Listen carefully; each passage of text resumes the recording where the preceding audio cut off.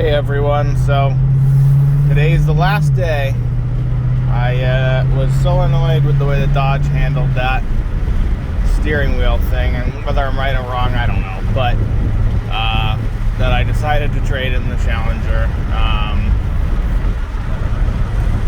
I think I was never really enthralled with the Challenger, but over the Charger, I should say, because I got sick of these having only 2 doors. But I do love the speed. But anyways, I think the way that they handled it was that I didn't want to go back to a Dodge. So I'll let you know what I get in a new video.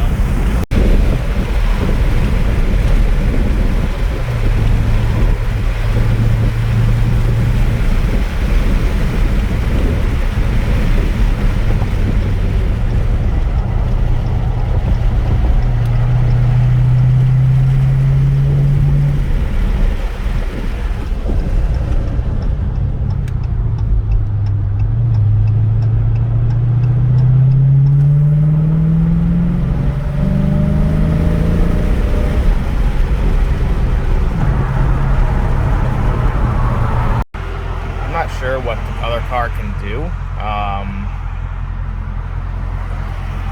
has wider tires, but it is a different car, different segment. So we'll see. But yeah, so I'm gonna miss things like that little quick highway jaunt that we just did, and obviously taking exit ramps at such a speed. Oh my God! Well, I'm not going here then. Sorry, but I'm not waiting in line for 20 minutes to get a nice coffee. But anyways, so like there's gonna be no replacement for the speed and the sheer noise and acceleration of this car. Not anywhere within the price range at least. So I'm a little bit sad. I'm not saying a little bit sad. I'm very sad. But the Challenger's days on my ownership were probably pretty numbered as it is, because I got Rocket, and I really hated having only 2 doors.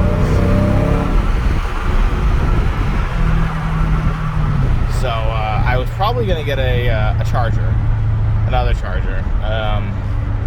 It wouldn't have been right now. I would have held off if Dodge had fixed the steering wheel. I probably would have gone till the fall maybe.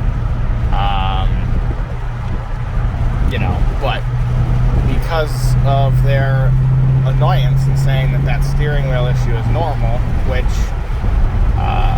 it's not. It didn't make that noise on my Charger, or the Challenger before that, or the Charger before that. So and if it is normal now, if that noise is normal for a steering system, then that's awful, and I don't know how the hell they ever got that past quality control.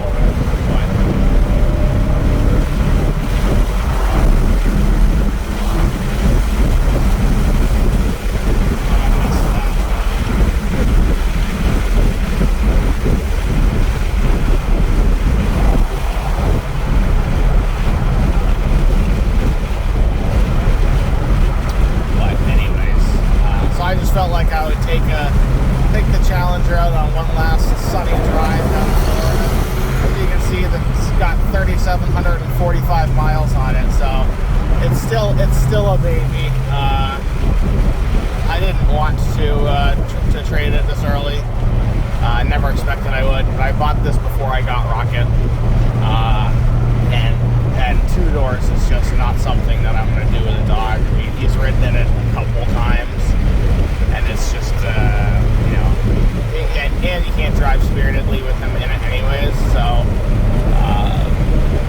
that's the main driver for the change out of the Challenger. And like I said, Dodge's a bit, poor service, I should say, is the reason behind me not going with another Dodge. For the first time in this, I've had 4 straight Dodges, so this will be the 5th new car since 2000.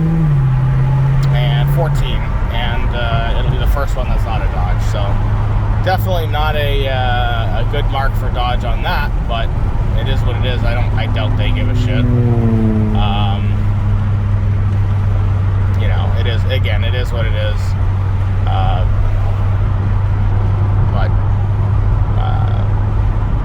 Yeah, so I just wanted to take a nice little one final day lap around in the nice sunny weather. It's hot. I was gonna do a 0 to 60 pull again, try and get better than my 4.9. I mean, I would bet I've done better than that, just not with its fully reset, so maybe not technically 0 to 60, but I would bet that I've had a rolling start that's been better than that. Like a rolling, because you have to be fully stopped, so like even if you're like crouching like that, it doesn't count. So like it's really hard to get a 0 to 60 pull on a public road, obviously. I mean, whatever, like this 4.9 is not a problem. It's gonna be hard to get something even close, you know, get something better than that, I should say, on these 245s. But there you have it, though. Good, our gate is open again. Try this tactic of going through without it reading the barcode to get it to go down, and that worked. I will not miss the blind spots of the Challenger, though. No way, because they are bad. But I mean, I expected that for the lines, but like just there when I took that left, like whoever I saw before I started taking the turn was the only people I was gonna see, because the blind spot is so bad. Yeah, you can see. But everybody who buys one of these knows that the Challenger, I mean the Camaro, and probably the Mustang is just as bad. It's all these retro style cars with the big C-pillars, but it was never, you know, I mean, it's an issue if you care, but it's not really an issue. Anyways, yeah, so like I said, it is what it is. I definitely gonna miss this car, though, that's for sure. I'm gonna miss this Uconnect. It's very good. I like the way the buttons look. I mean, the car I got, I don't want to tell you, I want to save it as a surprise, but it's got more features, but I think it looks worse in the inside than this.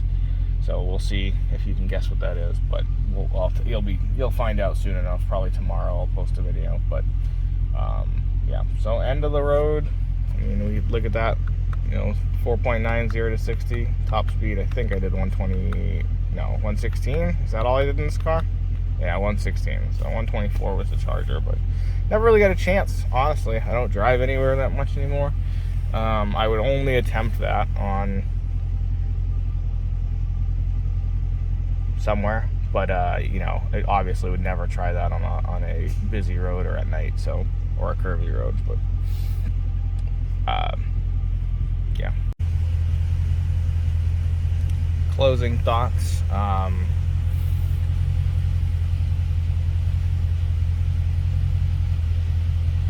The quality issues of Dodges are pretty problemsome. And like I said, I've always known that. I'm gonna miss the rumble of that exhaust, though. I sure am. Let's turn that off so I don't get some asphyxiation here. But the quality issues are something that they need to fix if they're not gonna fix them at the dealer. So I've known, you know, Dodge is not the best quality. Not reliability. They're reliable.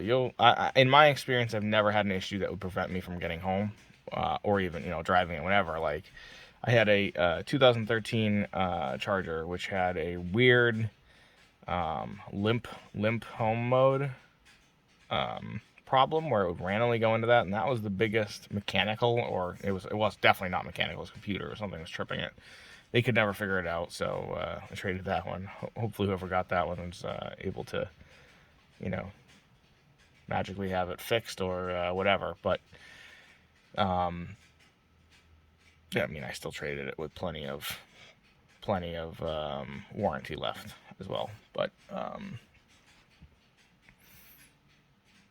But yeah, I mean, so Dodges are not good.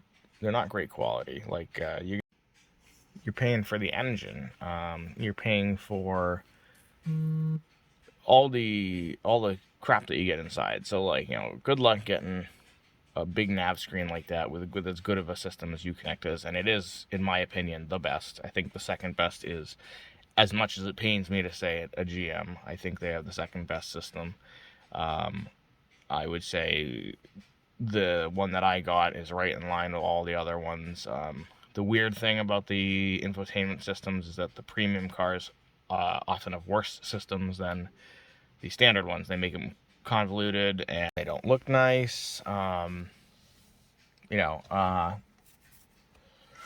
so that's something I miss the dash. But this is what you're paying for. Like, you're paying for the features, the engine, which you can't. There's no competitor to this. I mean, there's zero, especially with the Charger, because there's no other four-door, full size or other American sedan or other that puts out that power for that price. I mean, you can get close to the performance with like a Genesis G70 if you can find big one on big deals, like big bargains, because or the same thing with a Stinger, because I mean, I hate comparing it to those, because those are all, there's a 360 horsepower engines, twin turbo, no low end torque, no real feel. I mean, I say that now, I'm going into a car like that's going to be similar, and it's going to be, nothing like this, but you're paying for that big engine. You're paying for that last hurrah. And I heard that this is going to be the last hurrah,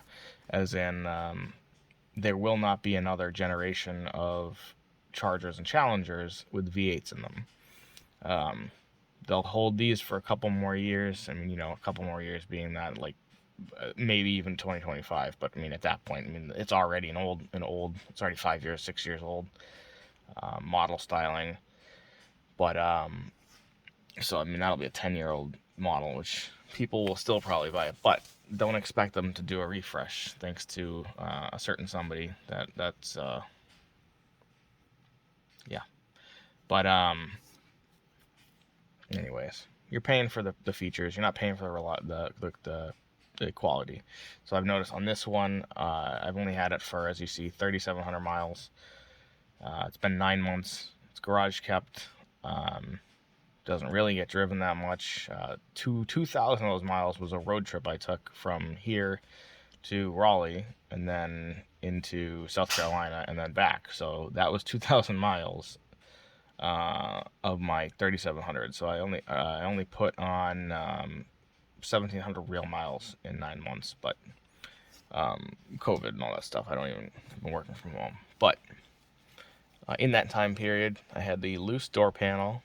Not door panel, the loose side panel back here.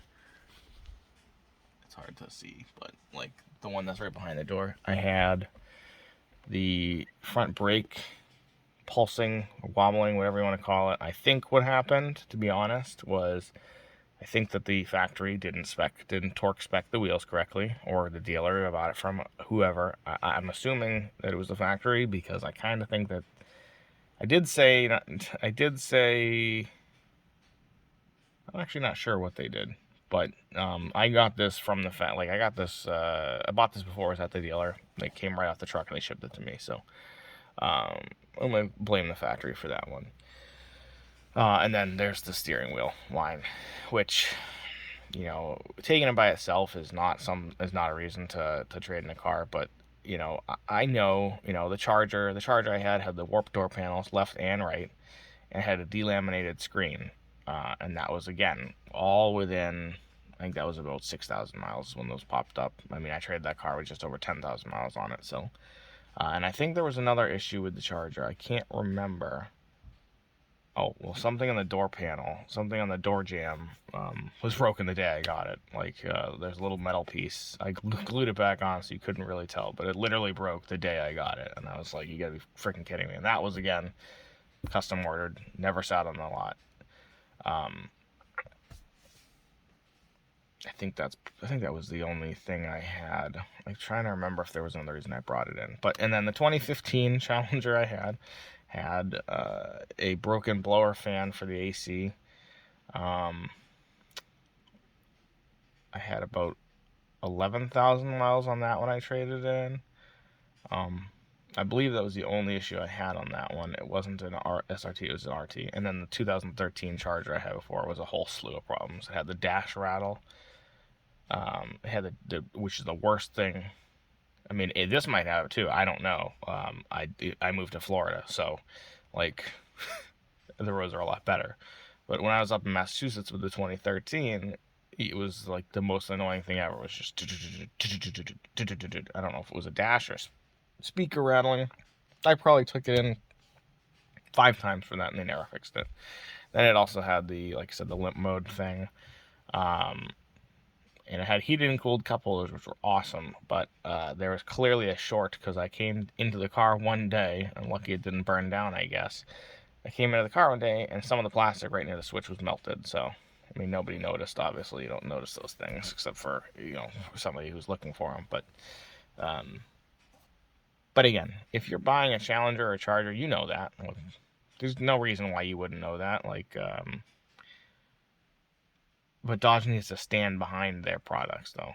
Like, I've had pushback before, but I had a really good video of the noise this time. Like, anytime I brought it in for a noise, I brought the Charger in for. Oh, there was a water pump, by the way, on the 2013 Charger. Needed to be replaced as well. I mean, so I held that one longer. That was 19,000 miles before I traded that. So, but it's, yeah, so definitely quality issues. That's why I won't own them under warranty. But anytime I ever bring them in for a noise, they never fix it unless you have a video. So I had a video. I mean, I thought it was pretty damn clear. And they still denied it. They said that was normal, and that's almost insulting. Like, they could say, yeah, it doesn't sound right, but until something actually breaks, we can't fix it. I would have accepted that happier than just, oh, that's normal, because that's insane. Like I said, this was my 4th straight new Dodge. I know what they're supposed to sound like when you turn the steering wheel. I mean, it's asinine to think otherwise. Now, if this happened to be, like I said, a 2020 update, and they just sound like shit now, then maybe that's true. But but either way, it's a trade, because I'm not dealing with that steering wheel whine. I mean, especially it's stuff like that where you just get it's just like brand new car, electric power steering, and it makes that noise. And maybe my problem was admitting to them that made that noise from almost the beginning. I mean, it probably made it from the beginning, but like I didn't notice it until I rolled the windows up, because you can't really hear it over the engine. But so once it got cold, I rolled the windows up and I said, well, that makes, that's not good. So I told them, I first noticed it in October. So maybe if I had said, oh, it's a new problem, they would have believed me or whatever. I don't even know if the fix is. They probably could have just lubed it, but whatever the reason. So aside from the quality issues, though, I love this car, and I love the Charger. I love this car as a second car. I hate 2 doors. It's got plenty of space, but I hate 2 doors. I knew this because I had a Challenger before. I said I would never buy a black car again, which the 13 Charger was. So after that, I said no black car, and I said I'd never buy another 2-door car. That was like the Challenger. The only reason I went the Challenger over the Charger is because it felt stupid to get the exact same car as I was trading in. I figured I'll get a version of the same car, so, which is effectively what this is. Like, everything's pretty much the same, just a different shape. But yeah, I mean, I love these cars. If you can take away the quality issues, like, you're never gonna find a price on it. A price better than this. I mean, they're a blast to drive, an absolute blast to drive. Even with the 245s, I mean, everybody complains, like, saying, oh, it's ridiculous you put 245s. I don't have any traction issues. I don't know if it's the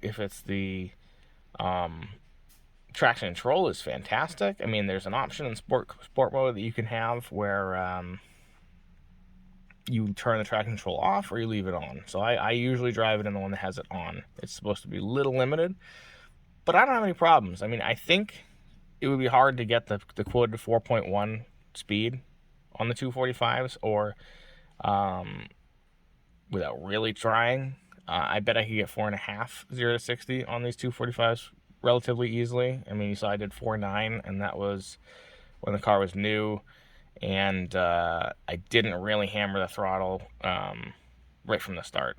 So like, if you try to do that, you could work. I mean, it's so quick though. If you think about it, like half a second is a pretty quick time. Like a quick, like even your reaction time can screw that up. But other than that, like it's fine. I don't like slide around the road. I mean, it's pretty competent in the rain. I think if you're in the rain accelerating, like any rear-wheel drive car, you're going to be able to spin the wheels. So I don't think that has anything to do with the tires. I mean, even if you had the 275s, you'd be able to do that. Maybe not the 305s or whatever the wide body comes with, but so don't think about that. That's not really an issue. That's just somebody looking to complain about something because they feel like they have to complain about it. So really, the only issue is the quality. Again, not reliability, just like random niggly quality stuff that it's not gonna make it so you can't drive your car, but it's gonna make you hate it if you're somebody who cares about having a nice car, and especially if you're buying a brand new car, you expect that your interior is not gonna fall apart in the first. And that's a good point, actually. It is interior. I've noticed that. Like I haven't had any issues with the exterior other than those vents on the hood. I noticed when I was doing a really good detail about 3 weeks ago. I did notice that around the plastic on the vents on the hood, and this was only on this car, not on the Charger, because it didn't have those side vents. It had the middle vent, the one in the hood. But so that one, those side vents right there, I noticed that there's a little bit of etching. I don't know if it's from debris that gets in between the vent, or if it's from the actual vent moving around a little bit. But I've noticed that it's starting to wear on the paint, and that's a little worrisome again because the car I have is garage kept and only has 3,700 miles on it, and it's only 9 months old. So you wouldn't notice it unless you were looking for it.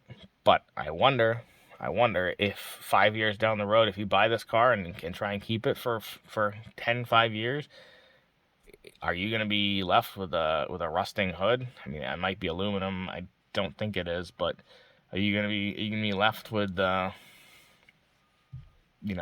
with rust spots?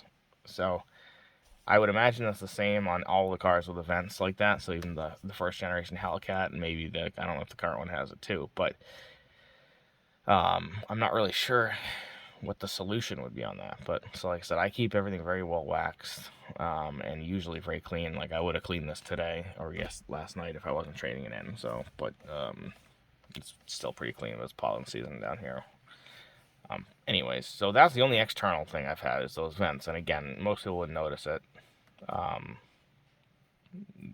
Ever. I mean, I didn't even notice it until I really like actually looked. I saw like something else. It was like a surface, not a surface rust, but like a rust stain, like rust color that you can wipe off with your finger. So I saw that, which caused me to look closer, and I noticed the etching. Now it wasn't rusted where it was etching, or where it was scraping away, right at the very like a millimeter at most, not even maybe. It wasn't rusting there, so I don't know where the rust thing came from, where the rust color came from that we were able to get off the finger. But that's what drew me to that, and I noticed that other etching. So, just a thought. That's again the only external thing I've ever had with this car, or and the Dodge was just a one little piece of metal that was clearly a defect, but that was immediate. And if I had bought the car. And this is part of my problem is that I do buy the cars long distance. This one I bought is local, the new one, so I won't have this issue. But so I bought it long distance, so the dealers here don't care as much about me. But I mean, they make a ton of money on warranty work, so I'm not really sure why anybody wouldn't want to indulge me, especially a repeat customer, because I even went as far as submitting a ticket with Dodge, and they gave me the same runaround for the steering wheel thing, but. But other than those two little things, the exterior has been great. It's the interior quality, and they've been around long enough. This is the same interior from 5 years ago. Same thing with the Charger. So they've been around long enough that they know what works and what doesn't. It's unacceptable to have rattling door panels, loose door panels. They're actually warped, or the warped ones from the Charger, from like right here, which I don't know if I showed you that video, but or the delaminating screen. Like, that's the type of stuff that cannot happen in a car that's a year old. That's just the stuff that's setting it apart. And then if it does happen, they need to fix it. So, which is why, again. So this had the power steering wheel column, which was nice. I wish my Charger had that. It didn't. It says power seat, the power front forward seat. No, despite that, there's no easy exit, which was crazy. This is the car that should have the easy exit. The Charger did, even though it only had a manual steering wheel. So I don't get that. Only the seat moved, and then this one they both move, and it still doesn't do it. Okay, so my battery's at 5%. I'm gonna wrap this up. You don't need to hear anything else, but yeah. So I'll let you know when my new car is coming out. Love the Challenger overall. Love the Charger overall. Just quality issues, and Dodge. Dodge's not lack of handling that steering wheel is why I am moving on. But fun car, really fun car, and I'm gonna miss it. I am gonna miss it. There's no lie about that. So catch you guys tomorrow.